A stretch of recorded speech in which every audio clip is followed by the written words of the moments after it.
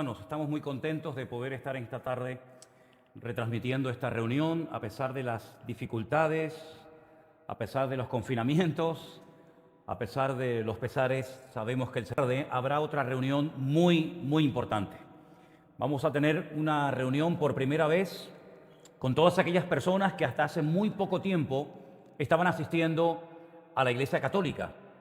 Muchas de esas personas han salido y bueno, en principio han manifestado que no tienen el deseo otra vez de volver a congregarse en la Iglesia Católica. Muchas de esas personas nunca se han congregado en ninguna otra iglesia y lógicamente pues hay muchas preguntas, hay muchas dudas y por eso vamos a celebrar mañana lunes a las 7:30 de la tarde a través de Zoom una reunión para ayudar, para orientar, para, en fin, responder a todas las preguntas que puedan haber en estas personas, que muchas de ellas se acaban de convertir recientemente al Señor, están comenzando a leer por primera vez en su vida la Biblia y tienen mucha curiosidad y muchos deseos de aprender más del Señor. Así que pido por favor que estén orando para que esta reunión sea de bendición y podamos disfrutar de un tiempo bonito y conocernos, porque muchas de esas personas nos ven a nosotros, pero nosotros no les vemos a ellos. Y va a ser la primera vez que nos vamos a ver, que les voy a ver la cara a muchas de estas personas, y pido por favor que estén orando para que el Señor nos dé mucha sabiduría para dirigir esta reunión y para que muchas de estas personas puedan obtener la respuesta que necesitan pues para fortalecerse en la fe y para seguir el resto de sus días en los caminos del Señor. Vamos a orar en esta tarde, vamos a pedir la bendición sobre esta palabra que vamos a compartir, que sea de bendición, y vamos a abrir nuestros corazones a lo que el Señor en esta tarde tiene preparado para todos y para cada uno de nosotros. Vamos a orar al Señor. Padre Celestial, te doy muchísimas gracias en esta tarde, Dios mío, por este privilegio que nos das de estar aquí reunidos. Te pido, Señor, que tú toques nuestros corazones, que nos hables a través de tu preciosa y bendita palabra. Señor, en el nombre de Jesús pedimos que tú, Señor, dirijas este culto y que todo lo que hablemos caiga en buena tierra, Señor. Que tu nombre sea glorificado y levantado en alto. Y que tú en esta tarde puedas hablar a tu amada iglesia según la necesidad que tengamos, y que nuestros oídos, nuestros corazones estén bien abiertos y atentos para escuchar tu voz y aprender de ti. Ponemos este tiempo en tus manos, en el bendito nombre de Jesús. Amén y amén. Gloria a Dios. Se ha leído en esta tarde una porción de una de las cartas que el apóstol Pablo le envió a los hermanos de la iglesia en Tesalónica. Sabéis que tenemos 2 cartas de Pablo a esa iglesia, y también hemos dicho en otras ocasiones que esta fue la iglesia en la que menos tiempo estuvo el apóstol Pablo. Realmente, según los datos que tenemos, según la información que nos proporciona el libro de los Hechos, solamente estuvo en este lugar 3 semanas. Y en 3 semanas nace una hermosa iglesia que con el tiempo sufriría muchísima persecución, y el apóstol Pablo tiene que escribirle 2 cartas a los hermanos de Tesalónica para animarles, para darles instrucciones concretas y específicas y explicarles qué es lo que está ocurriendo, y que no se desanimen, sino que se alienten, se animen los unos a los otros. En ambas cartas el apóstol Pablo toca mucho el tema de los acontecimientos finales. Habla o hace referencia al anticristo, a la venida del Señor, al arrebatamiento de la iglesia, a la resurrección de los creyentes, etcétera, etcétera. Ahora bien, nosotros en este momento, amados hermanos, sin lugar a dudas, somos la generación de creyentes que está más cerca de la venida del Señor Jesucristo a arrebatar a su iglesia que ninguna otra generación a lo largo de la historia. Ya sé que a lo largo de estos 21 siglos de historia de la iglesia, los creyentes, no siempre, pero muchos creyentes, han estado siempre esperando al Señor, y la realidad es que aún no ha venido.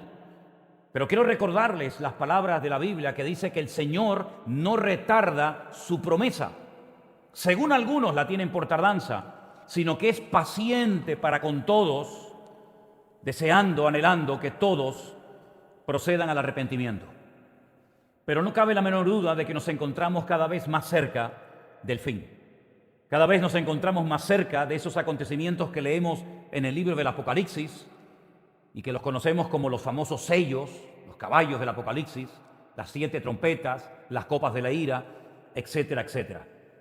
Si leemos la Biblia sobre todo este tema de los acontecimientos finales, la escatología bíblica, pues tenemos que ser honestos y realistas y decirle a todos, creyentes e inconversos, que lo que viene de cara al futuro no es nada agradable. No vienen tiempos de bonanza y de bendición y de tranquilidad y de paz, sino más bien todo lo contrario.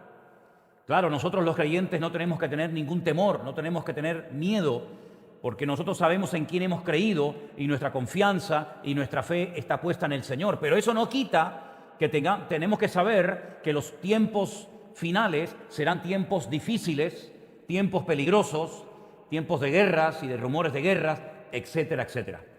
Muchos creyentes, yo creo, gracias al Señor a estas alturas, se han dado cuenta de que estamos muy cerca de los acontecimientos finales, pero lamentablemente muchos creyentes también, hay que decirlo, todavía no se han dado cuenta de lo cerca que estamos de las profecías que aún no se han cumplido, pero que están próximas a cumplirse.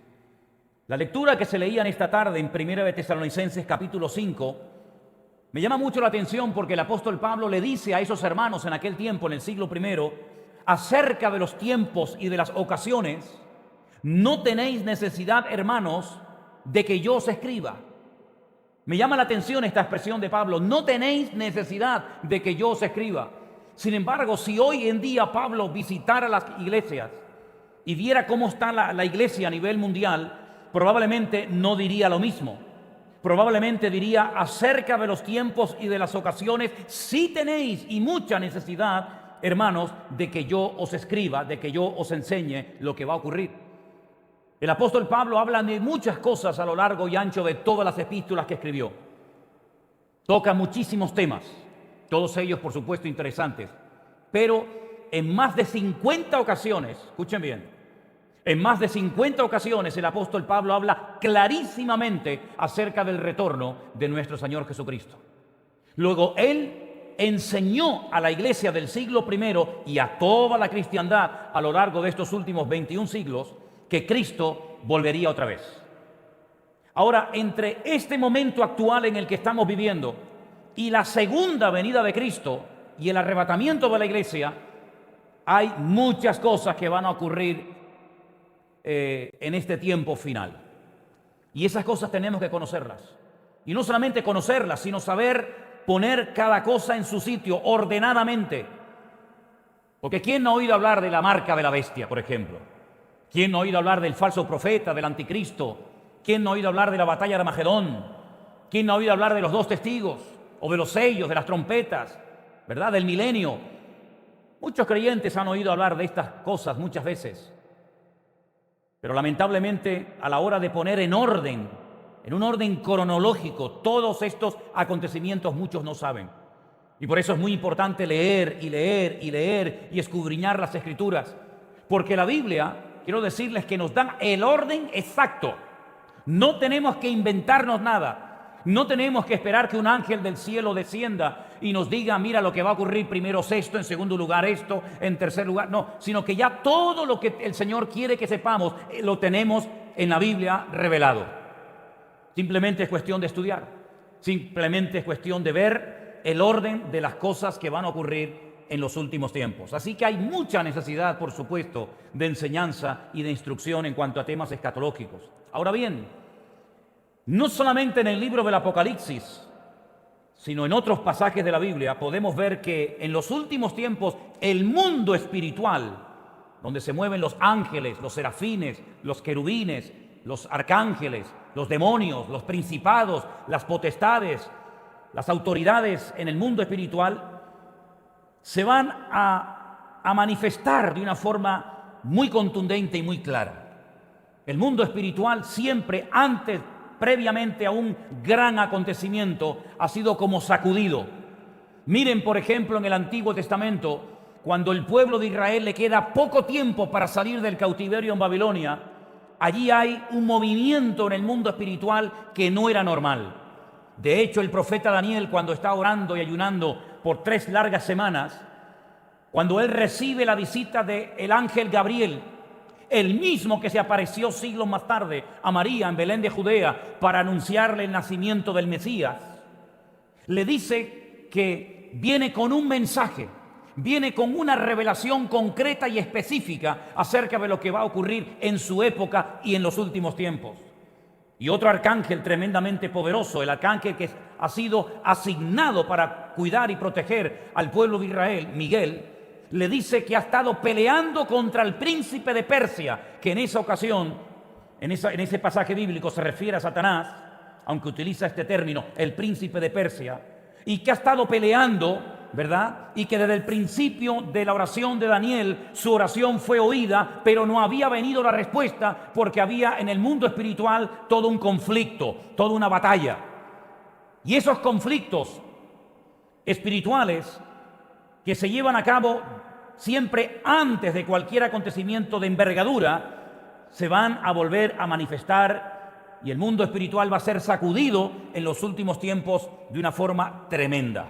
De hecho, el libro donde más veces aparecen ángeles haciendo cosas extraordinarias es justamente en el libro del Apocalipsis. Ahora bien, el mundo angelical, el mundo espiritual no puede actuar independientemente de Dios. Es decir, para mover un dedo, por decirlo de alguna manera, tienen que estar bajo la cobertura y bajo la autorización de Dios. En Apocalipsis capítulo 6, a partir del versículo 1, hay unas palabras muy interesantes que yo quisiera leer en esta tarde para todos ustedes. Repito, en Apocalipsis capítulo 6, versículo 1 y 2. Vi cuando el Cordero abrió uno de los sellos y oí a uno de los 4 seres vivientes decir como voz de trueno, o con voz de trueno, ven y mira. Y miré, y he aquí un caballo blanco, y el que lo montaba tenía un arco, y le fue dada una corona, y salió venciendo y para vencer. Hay 2 pasajes en el libro del Apocalipsis que parecen que habla de la misma persona, pero nada más lejos de la realidad. Uno es el capítulo 6 y otro es el capítulo 19. En el capítulo 6 aparece un caballo blanco montado por una persona que no dice en el capítulo 6 de quién se trata, pero nos dice que el que lo monta llevaba un arco. Y la palabra arco en la Biblia siempre hace referencia, es un sinónimo de poder militar. Luego el que lo monta es una persona que tiene poder sobre ejércitos. Y dice que se le dio una corona, lo cual es sinónimo también de autoridad. Y salió venciendo y para vencer. En el capítulo 19 aparece también un caballo blanco, pero el que lo monta, la Biblia nos dice de quién se trata. Dice que en sus ropas lleva un título que dice Rey de Reyes y Señor de los Señores. Y todos sabemos quién es el Rey de Reyes y el Señor de los Señores, nuestro Señor Jesucristo. Amén. Por lo tanto, no podemos decir que el caballo blanco y el jinete de Apocalipsis 6 es el mismo de Apocalipsis capítulo 19. Nada más lejos de la realidad. Parecen que son los mismos, pero no tienen nada que ver uno con otro. De hecho, la palabra corona que aparece en Apocalipsis 19 en griego es completamente la palabra corona que aparece en Apocalipsis 6. La palabra para corona en Apocalipsis 6 es estéfanos. Y la palabra para corona en Apocalipsis 19 es la palabra diadema. Una es la corona de un rey y otra es la corona de alguien que vence o que obtiene un premio o un galardón. Por lo tanto, son 2 personajes completamente diferentes.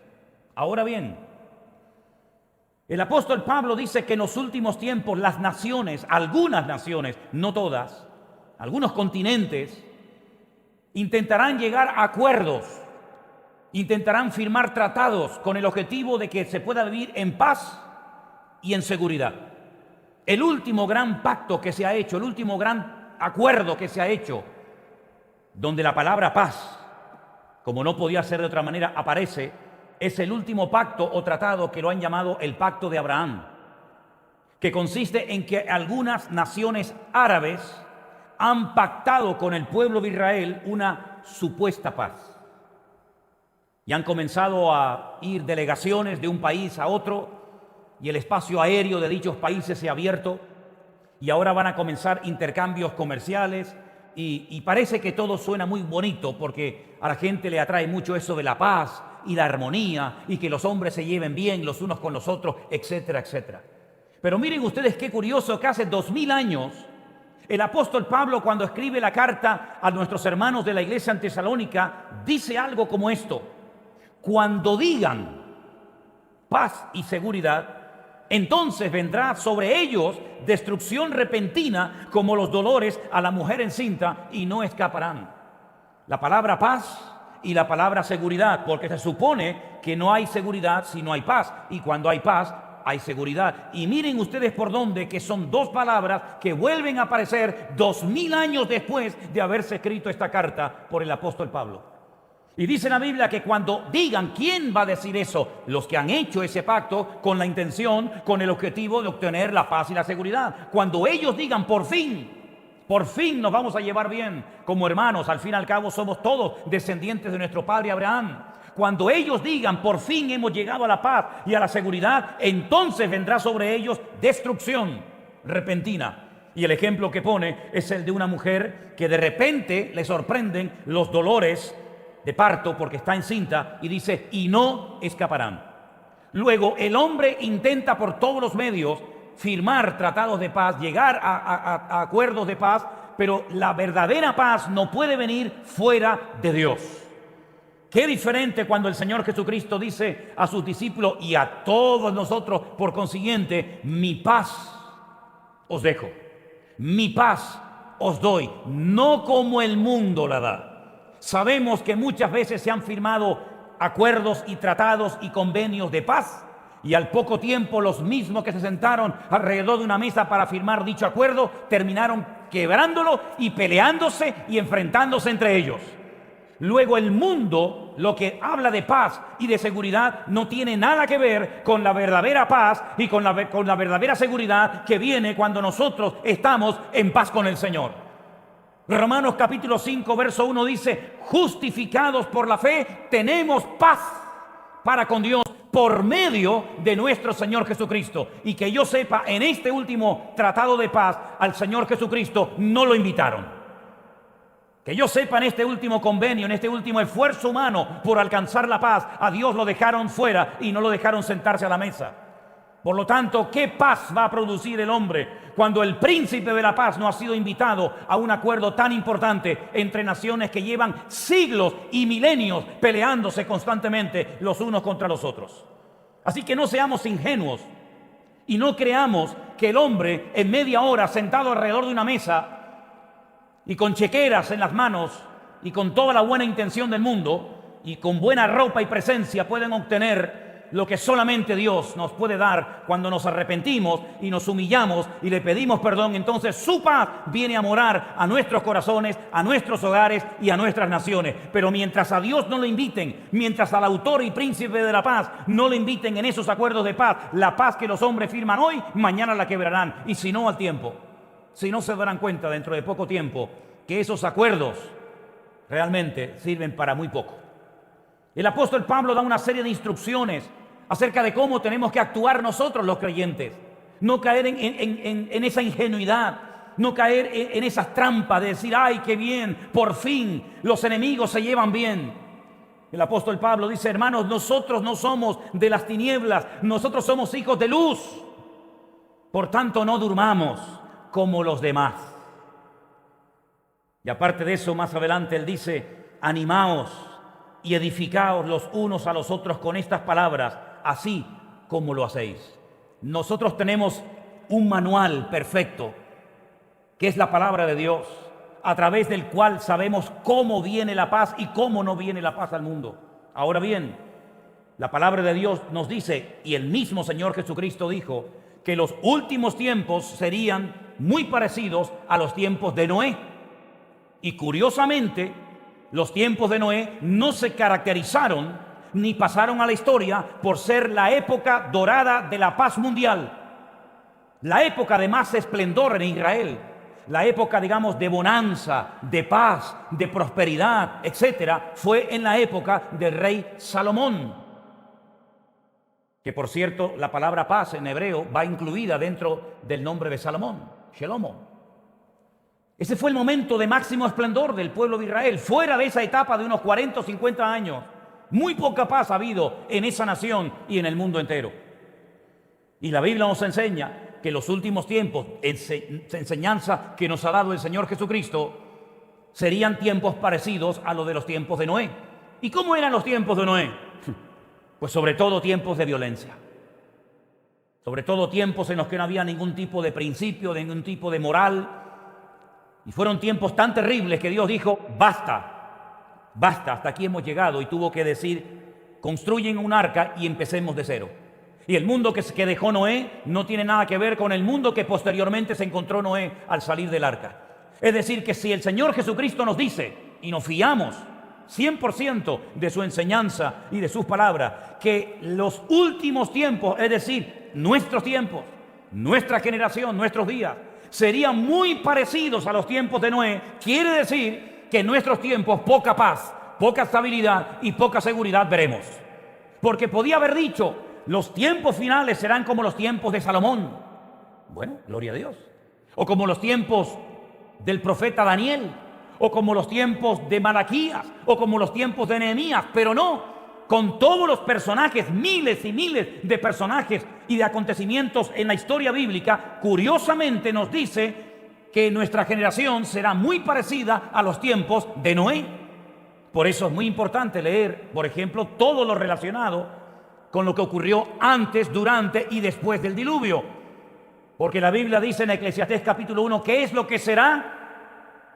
La respuesta bíblica es lo mismo que fue.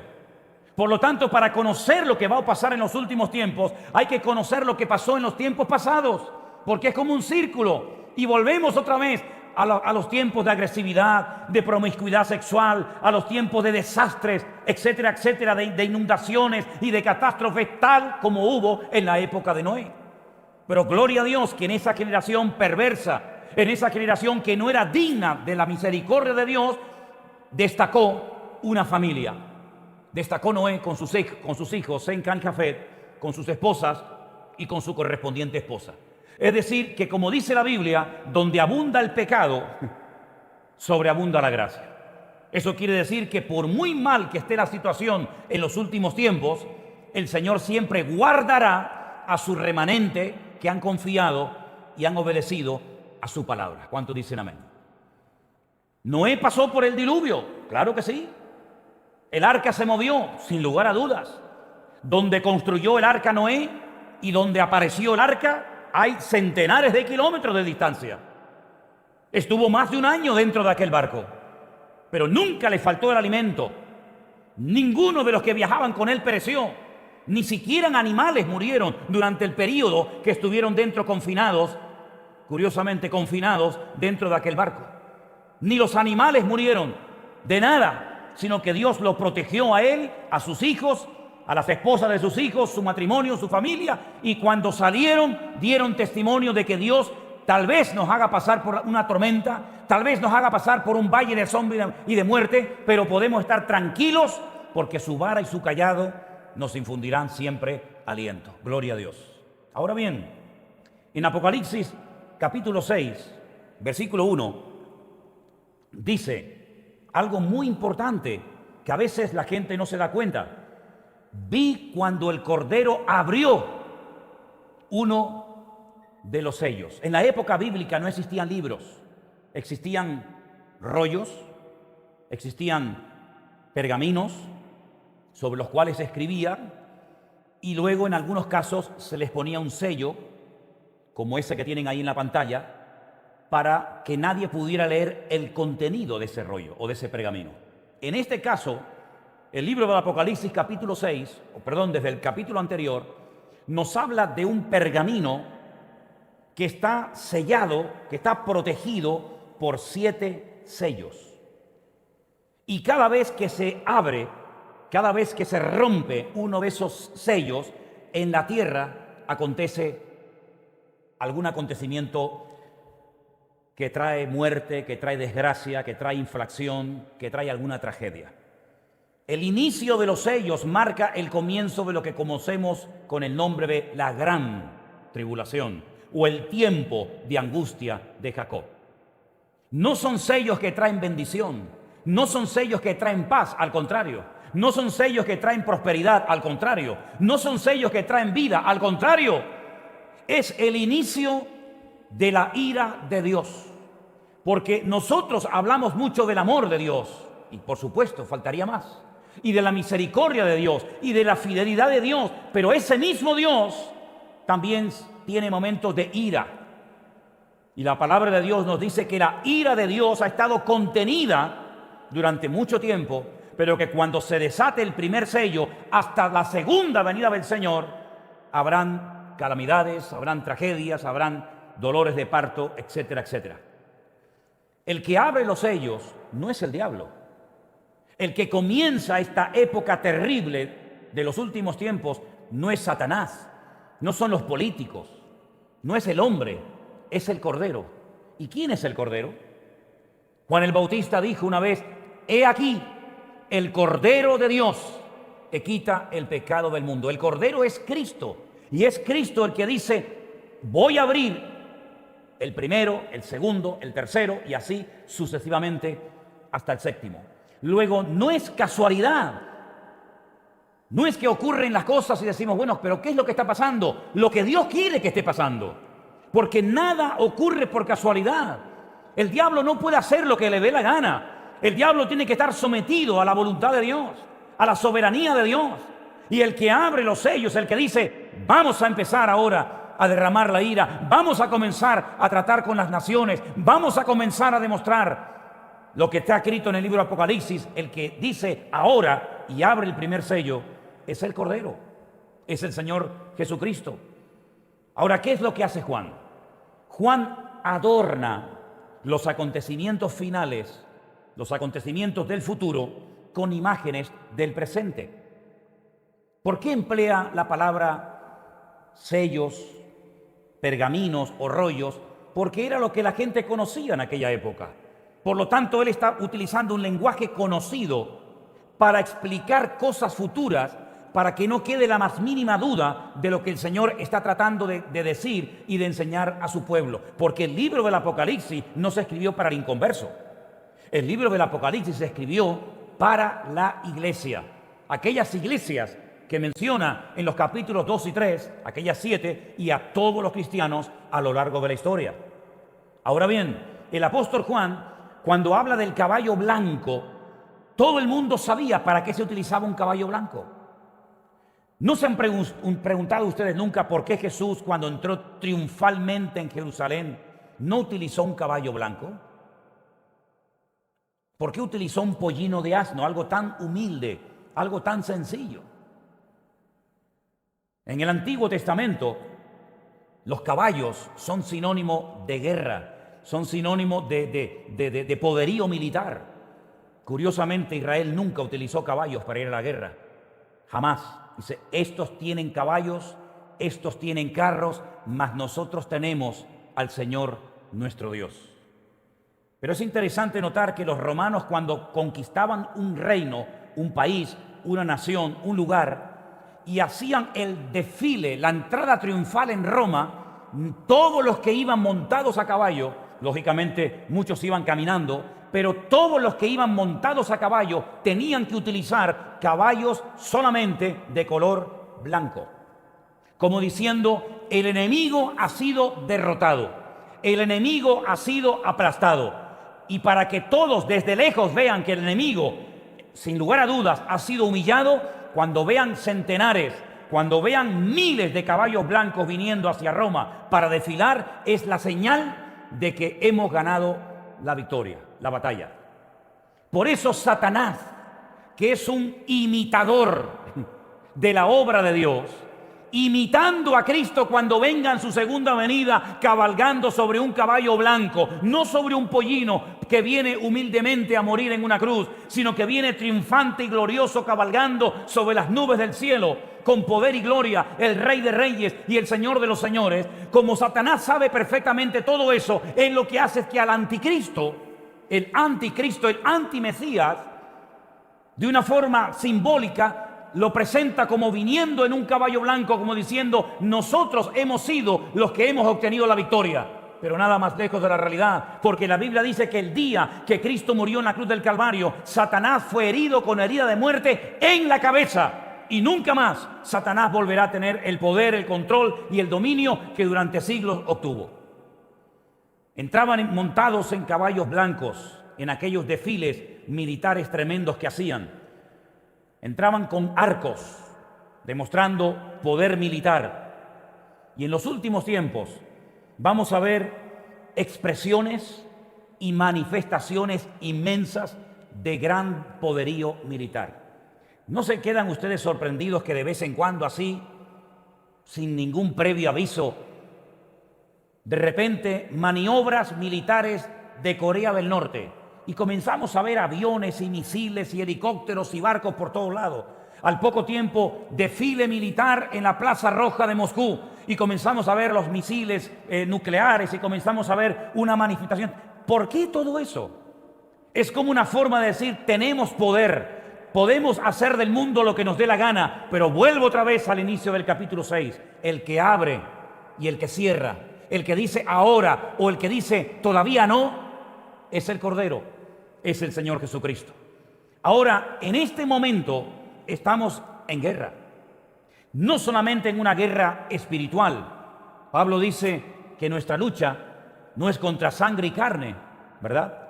Sino contra principados, contra potestades, contra los gobernadores de las tinieblas de este siglo, contra huestes espirituales de maldad en las regiones celestes. No solamente existe ya esa guerra hace 2000 años, de ahí que Pablo diga, ponte el casco, ponte el escudo, coge la espada, Timoteo, pelea, esfuérzate, lucha, sino que estamos en una guerra entre naciones, no solamente por la tecnología, no solamente hackeándose los sistemas informáticos un país a otro, sino que ahora hay una guerra entre algunas naciones por crear, por inventar cuanto antes mejor la famosa vacuna contra el coronavirus.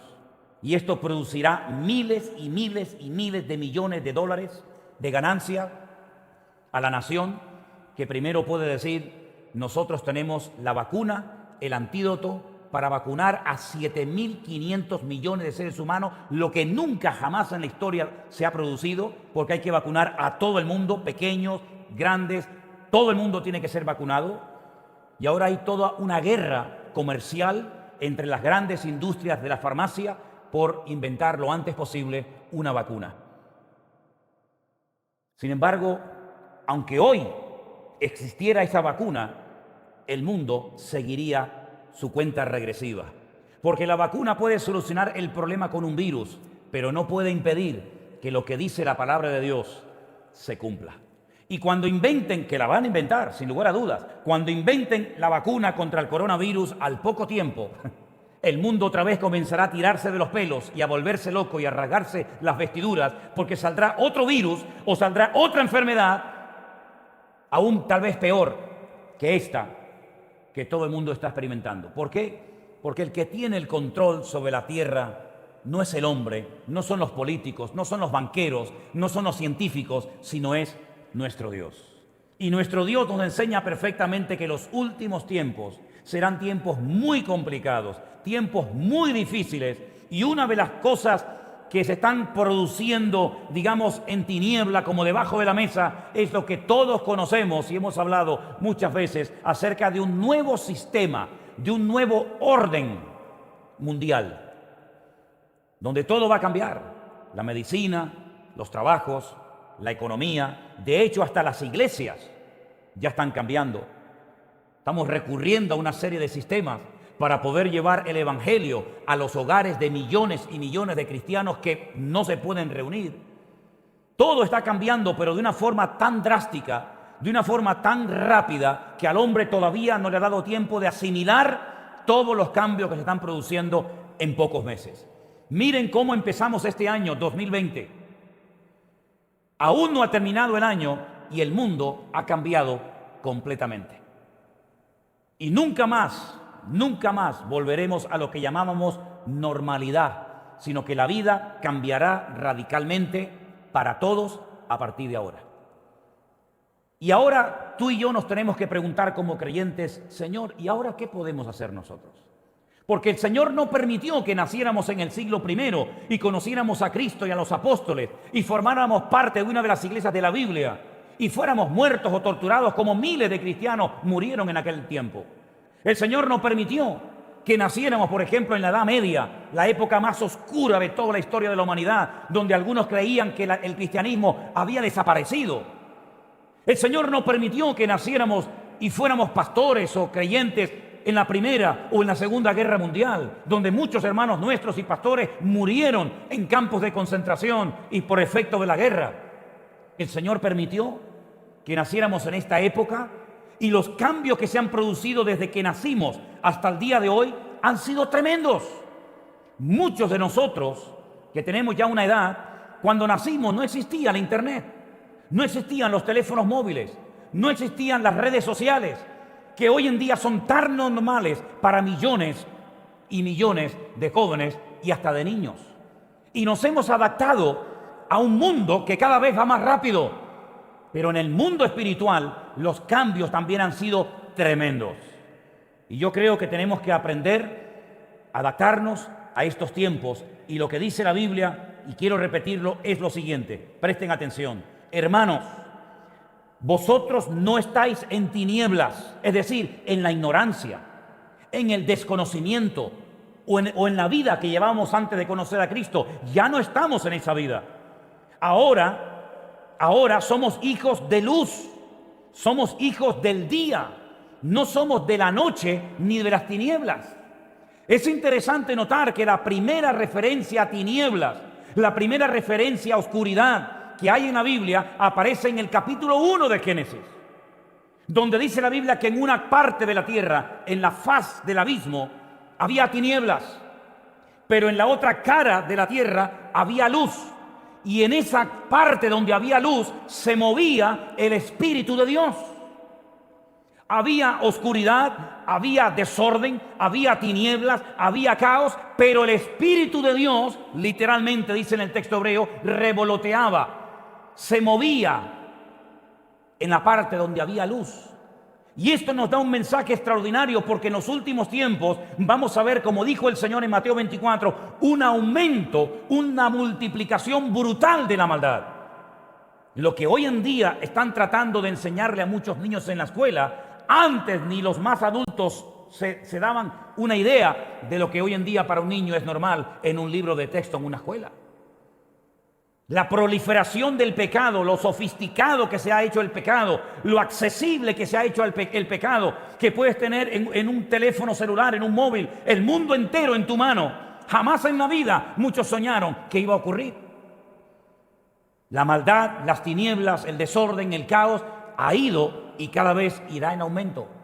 Y dice la Biblia que el efecto de la multiplicación de la maldad hará algo terrible y triste, que por haberse multiplicado la maldad, el amor de muchos, no dice que desaparecerá, pero dice que se enfriará. Y es curioso notar que una de las iglesias que recibió el libro del Apocalipsis, uno de los problemas fundamentales de dicha congregación, concretamente de la iglesia de la Odisea, es que se habían enfriado, no estaban ni calientes, ni estaban fríos, sino que estaban tibios. Y a esa iglesia el Señor la confronta y le dice que como no cambien, les vomitaría de su boca. Es decir, que por una parte vamos a ver un aumento brutal de la maldad en todo, en el cine, en el teatro, en las iglesias, en la política, en todo. Pero por otra parte la Biblia dice que nosotros como hijos de luz, como hijos del día, en otra carta que leímos recientemente en un culto, Pablo dice que tenemos que brillar y ser como luminares en el mundo. Me gusta mucho ver las estrellas durante la noche. Pero ¿saben cuándo se ven las estrellas? Cuando no hay luz. Mientras la luz del sol está ahí arriba iluminándonos a todos, nadie puede ver las estrellas. Las estrellas solamente se pueden ver de noche. Eso quiere decir que nosotros, como esos luminares, como esas estrellas, cuanto más oscura, cuanto más difícil sea la situación a nivel mundial, más se nos tiene que notar. ¿Cuántos dicen amén? El Señor le dijo una noche a Abraham: sal de tu tienda y cuenta las estrellas a ver si eres capaz de contarlas. Es decir, le dijo durante la noche, cuenta las estrellas, porque evidentemente de día no se pueden ver y por supuesto no se pueden contar. Por lo tanto, Dios nos ha puesto en una generación de mucha oscuridad. Dios nos ha puesto en una sociedad, en una nación, en una generación donde la maldad está por todas partes. Por todas partes. Por eso la responsabilidad de la iglesia, queridos hermanos, en estos tiempos es muy grande. Porque no podemos solamente estar pensando en qué voy a trabajar. Esa no puede ser la mayor preocupación de un cristiano. La prioridad de un cristiano no tiene que ser ¿y mañana qué como? ¿Y cómo pago la renta de la casa? ¿Y mañana qué me pongo de vestir? Jesús, ¿saben lo que dijo? ¿Saben lo que le dijo a ese tipo de personas? Así es como viven los gentiles. Así es como viven los que no tienen un Dios todopoderoso, que solamente piensan en cómo voy a vestirme, cómo voy a comer, cómo voy a vivir. Mirad las aves del cielo, dijo el Señor. Ni siembran, ni hilan, y vuestro Padre Celestial las alimenta. ¿Cuánto más a vosotros, hombres de poca fe? Es decir, que tenemos que marcar una diferencia en nuestro vocabulario, marcar una diferencia en nuestra forma de reaccionar ante los problemas de la vida. En otras palabras, ser luz en medio de las tinieblas. Y después dice, porque los que duermen, de noche duermen, y los que se embriagan, de noche se embriagan. Es curioso notar que en la justicia hay un agravante que es la nocturnidad. Y se dice que durante la noche es cuando más asesinatos, cuanto más robos y cuanto más cosas feas ocurren. Camuflándose en la oscuridad de la noche, el ladrón, el asesino, el secuestrador, pues intenta pasar desapercibido y no tanto a la luz del día, ¿verdad? Y el Señor Jesucristo dice que hay personas que se han acostumbrado a vivir en la noche, se han acostumbrado a vivir en las tinieblas, se han acostumbrado a vivir y a revolcarse en el pecado y llega a un punto hasta que se deleitan y presumen de lo que hacen. Pero Pablo, o mejor dicho, el Señor a través de Pablo dice, pero nosotros no somos así. Nosotros no somos ni de ese mundo, ni de ese estilo de vida de oscuridad y tiniebla, sino somos del día y somos hijos del día. Y por eso termino diciendo, ustedes, por lo tanto, sean sobrios. Y uno dice, ¿y este adjetivo que aparece tanto en la Biblia, realmente qué significa ser sobrio según el texto bíblico? Es curioso porque en algunos momentos, en algunos pasajes bíblicos, se asocia el ser sobrio con el consumo de bebidas o de drogas. En otras palabras, sobriedad en la Biblia hace referencia al autocontrol, a lo que conocemos como dominio propio. Es uno de los requisitos para servir a Dios. Pueden leer la carta de Pablo a Timoteo y en la larga lista de requisitos que Pablo dice que tienen que tener los obispos o los que quieren servir al Señor, uno de ellos es que sean gente sobria, gente dueña de sus actos, que no sean personas que las emociones los traicionen, los sentimientos los traicionen, los vicios los traicionen, el amor al dinero los traicione, sino que sean dueños de sus actos. Eso es lo que significa el adjetivo sobrio, con dominio propio, con autoridad. Y dice, vístanse con la coraza de la fe y del amor y de la esperanza por salvación como yelmo. Es decir, no hay excusa para pasar desapercibidos en esta generación. No hay excusa para perder el tiempo. No hay excusa para decir, Señor, ¿y qué hago? ¿Qué pides de mi vida? Aquí está todo lo que el Señor pide de nosotros. Aquí tenemos todas las instrucciones claras, concretas y específicas para poder vivir vidas cristianas victoriosas. Si ustedes quieren vivir en esta generación perversa y maligna, dando testimonio, brillando y marcando una diferencia, lo pueden hacer porque el Señor nos ha dado todo lo que necesitamos para vivir vidas cristianas victoriosas. ¿Cuántos dicen amén? Oramos en esta tarde al Señor.